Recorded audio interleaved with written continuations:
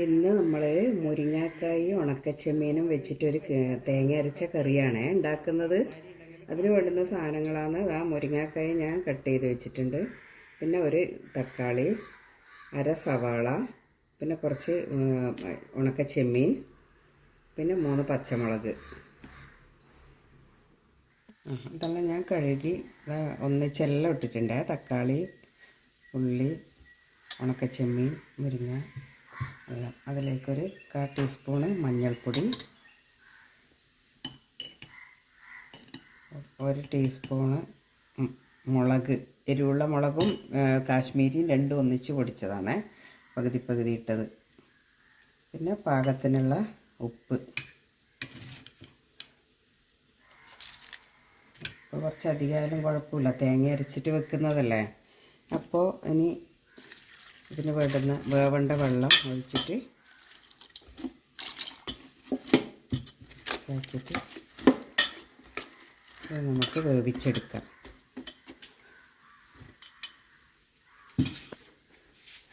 പിന്നെ അതിന്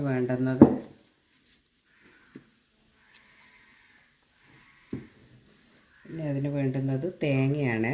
ഞാനിത് ഒരു 1.5 കപ്പ് തേങ്ങ ഉണ്ടാവും. 1.5 കപ്പ് തേങ്ങയും ഒരു കുറച്ച് പിന്നെ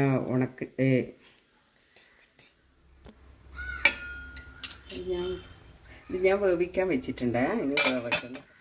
ഇനി അതിന് വേണ്ടുന്നത് തേങ്ങ, ഒരു 1.5 കപ്പ് തേങ്ങ, പിന്നെ കുറച്ച് ജീരകം, ഒരു 2 ചെറിയ വെളുത്തുള്ളി, ഒരു 5-10 ചെറിയ കാന്താരിയും.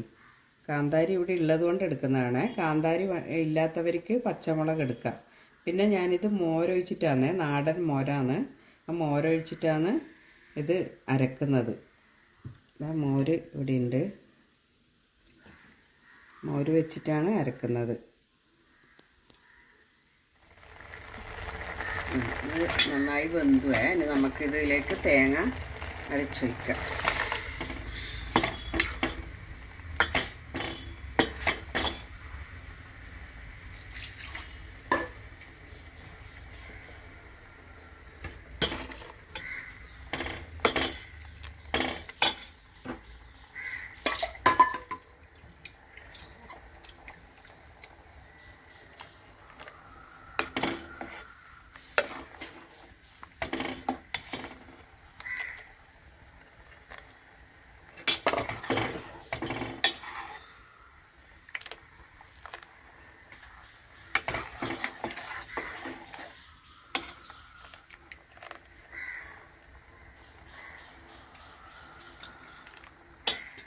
ഉപ്പും മുളകെല്ലാം നോക്കണം. ഉപ്പ് കുറച്ച് കുറവാണ്, ഞാൻ കുറച്ച് ഉപ്പിടുന്നുണ്ട്.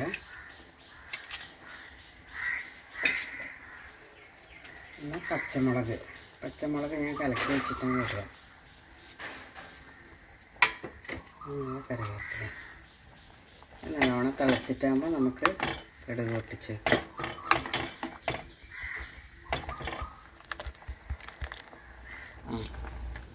കറി നന്നായി തിളച്ചു. ഇനി നമുക്ക് ഓഫ് ചെയ്യാം, കടുക് വറുത്തിടാം.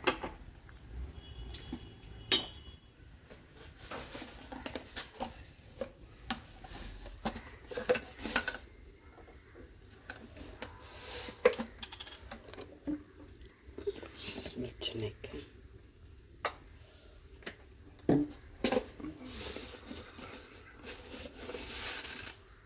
1 ടീസ്പൂൺ കടുക്,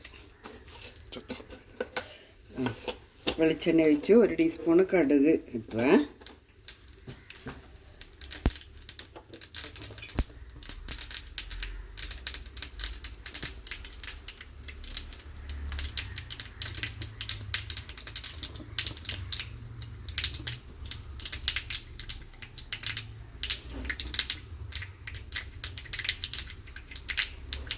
കടുക് പൊട്ടിയാൽ കുറച്ച് കറിവേപ്പിലയും ഒരു ഉണക്കമുളകും അതും ഇടുന്നുണ്ട്.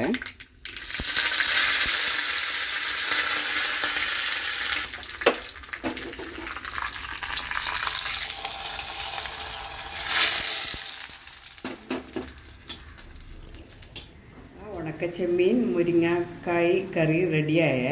ഇത് മോരൊഴിച്ചിട്ട് വെച്ചാൽ നല്ലൊരു പ്രത്യേക ടേസ്റ്റാണ്. കാന്താരി ഉണ്ടെങ്കിൽ കാന്താരി അരച്ച് ചേർത്താൽ നല്ലൊരു ടേസ്റ്റാണ്. പിന്നെ പച്ചമുളക് ഞാൻ തേങ്ങ ഒഴിക്കുമ്പം ഇടുന്നത് അതിൻ്റെ ഒരു ഫ്ലേവർ നല്ല രീതിയിൽ കിട്ടും. അത് നിങ്ങൾ ഒരിക്കൽ ആക്കി നോക്കണം. എന്നിട്ടാകുമ്പം കമൻറ്റ് ചെയ്യണേ.